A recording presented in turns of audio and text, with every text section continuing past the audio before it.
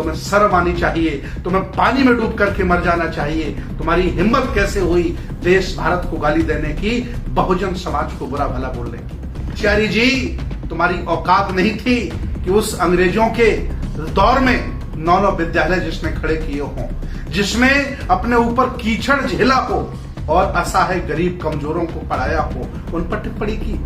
आखिर किस व्यक्ति ने ऐसे धूर्त व्यक्ति को, मूर्ख व्यक्ति को, गधे को राज्यपाल बना दिया है? मैं होश में आओ कोश्यारी जी, जिस दिन ये समाज जाग गया तुमको दौड़ा दौड़ा करके पीटेगा और तुम्हें देश से बाहर खदेड़ देगा। ये देश तुम्हारी जागीर नहीं है। मैं आह्वान करता हूं बहुजन समाज के लोगों, घर में, मोहल्ले में, गली में, चौराहे में, बुद्ध विहार में, अंबेडकर पार्क में कोश्यारी के पुतले जलाइए, इसको एहसास दिलाइए। नहीं तो आज ये तुम्हारे महापुरुषों को बुरा भला कह रहे हैं, कल ये तुम्हारे घर में घुस के तुम्हें मारेंगे और घर से निकाल देंगे। वो जानते हैं जो मेरे अनाज पर पलने वाले हैं, जो महंगाई में कुछ बोल नहीं सकते हैं, जो कोलिजियम के खिलाफ नहीं बोल सकते हैं, जो अन्याय के खिलाफ नहीं बोल सकते हैं, वो अपने महापुरुषों की सुरक्षा क्या करेंगे? इसलिए इस धूर्त व्यक्ति कोश्यारी को राष्ट्रपिता ज्योतिबा राव फुले और सावित्री बाई फुले पर अभद्र टिप्पणी करने का मौका मिला, अधिकार मिला है, क्योंकि वो जानता है इनके लोग सो रहे हैं, मुर्दा हैं, मरे हुए लोग हैं।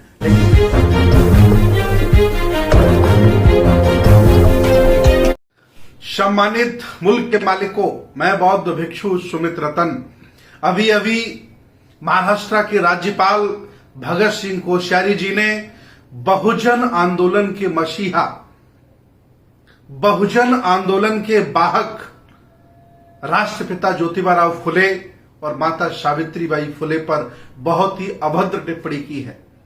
और उनकी इस अभद्र अशोभनीय टिप्पणी से यह दर्शाता है कि आदरणीय राज्यपाल महोदय पागल हो गए हैं, उनको इलाज की जरूरत है और वह मानसिक दिवालिया हो गए हैं।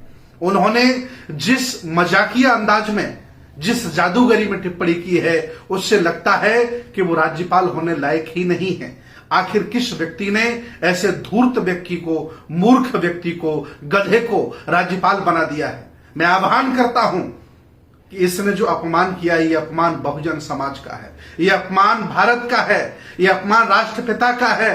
कोश्यारी जी, तुम्हारी औकात नहीं थी कि उस अंग्रेजों के दौर में 9 विद्यालय जिसने खड़े किए हों, जिसमें अपने ऊपर कीचड़ झेला हो और असहाय गरीब कमजोरों को पढ़ाया हो, उन पर टिप्पणी की। और वैसे आप उनके बचपना की टिप्पणी कर रहे हैं कि उनकी बचपन में शादी हो गई।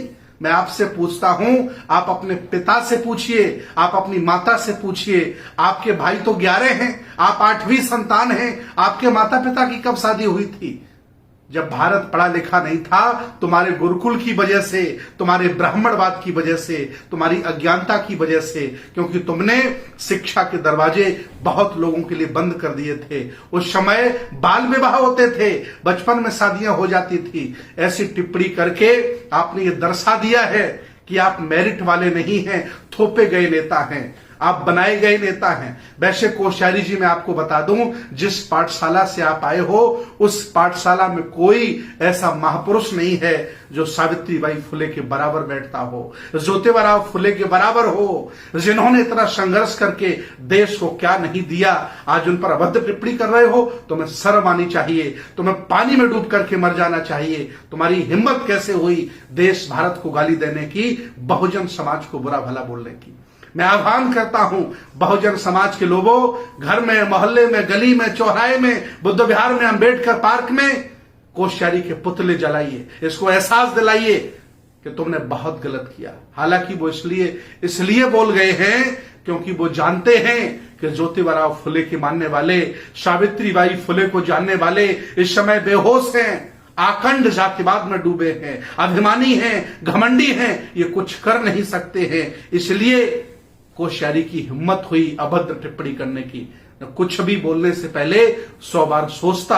अगर ज्योतिबा राव फुले के लोग जागरूक होते और अपने हक अधिकार के लिए देश भारत से लड़ रहे होते। वो जानते हैं जो मेरे अनाज पर पलने वाले हैं, जो महंगाई में कुछ बोल नहीं सकते हैं, जो कोलिजियम के खिलाफ नहीं बोल सकते हैं, जो अन्याय के खिलाफ नहीं बोल सकते हैं, वो अपने महापुरुषों की सुरक्षा क्या करेंगे। इसलिए इस धूर्त व्यक्ति कोश्यारी को राष्ट्रपिता ज्योतिबा राव फुले और सावित्री बाई फुले पर अभद्र टिप्पणी करने का मौका मिला, अधिकार मिला है, क्योंकि वो जानता है इनके लोग सो रहे हैं, मुर्दा हैं, मरे हुए लोग हैं। लेकिन मैं बता दूं, जिस दिन ये मुर्दा जाग गए उस दिन तुम्हें देश छोड़ के भागना पड़ेगा कोश्यारी जी। मैं चाहता हूं कि अगर आपको थोड़ी भी शर्म बची हो, इस्तीफा दीजिए और घर में जाकर के बैठिए, वहां किसी जवान बच्चे को बैठा लिए, पढ़े लिखे व्यक्ति को बैठा लिए, जो देश को समझे, भारत को समझे और भारत का धर्मनिरपेक्ष भारत, यहाँ का जो सेकुलरिज्म उसको समझे। क्या ये हिंदूवाद फैला के रखा है तुमने? देश भारत को बर्बाद करने पर आप लोग तुले हो।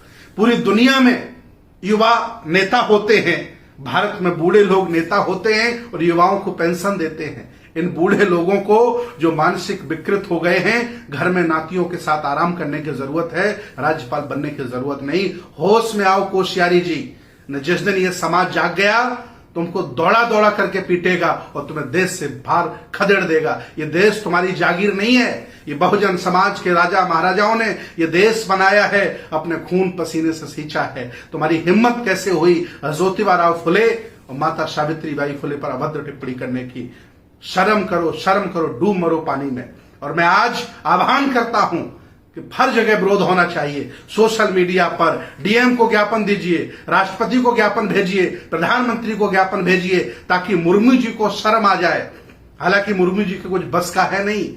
अगर ये बाकी जिंदा होते, आदरणीय राष्ट्रपति मुर्मू जी अगर बाकी जागरूक होती इस बयान पर, राष्ट्रपति इस बयान पर राज्यपाल को निलंबित कर देता, बर्खास्त कर देता, लेकिन हिम्मत नहीं है। फिर भी मैं आह्वान करता हूं, हक अधिकारियों के लड़ो, नहीं तो आज ये तुम्हारे महापुरुषों को बुरा भला कह रहे हैं, कल ये तुम्हारे घर में घुस के तुम्हें मारेंगे और घर से निकाल देंगे। इस वीडियो को शेयर करिए ताकि सोए हुए लोग जाग जाएं और अपने महापुरुषों का सम्मान अपमान करने वालों को जवाब दे सकें, उनसे लड़ सकें, उनके खिलाफ बोल सकें। बहुत बहुत धन्यवाद, बहुत बहुत साधुवाद।